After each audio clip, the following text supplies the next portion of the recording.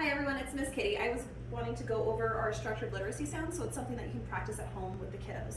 So I'll go over all of them, and that way you know at home how we do this, and this is what we do on a daily basis, and this is what connects to their early reading skills. So A, apple, at.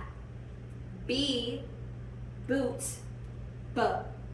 C, can, k. D, dog, d.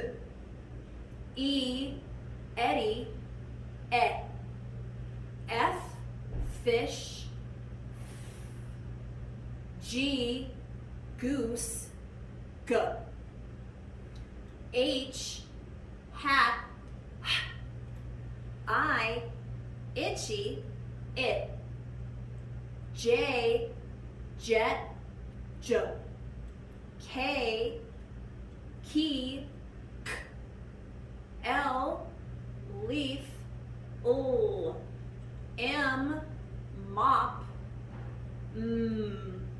N, nail, n. O, octopus, ah.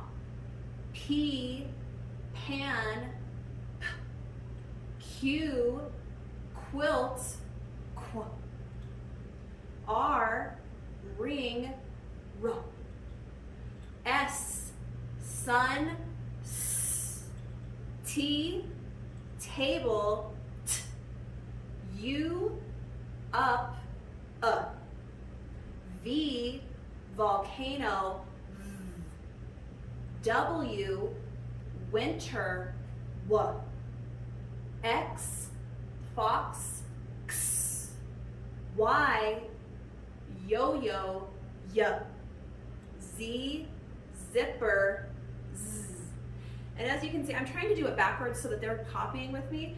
It's really hard to do that, so if you're doing it at home, don't worry about that too much, but we're teaching them to skywrite because that uses that kinetic type of learning for them, and that'll help them not only associate the letter and the sound, but also the shape of the letters. So, hope that helps.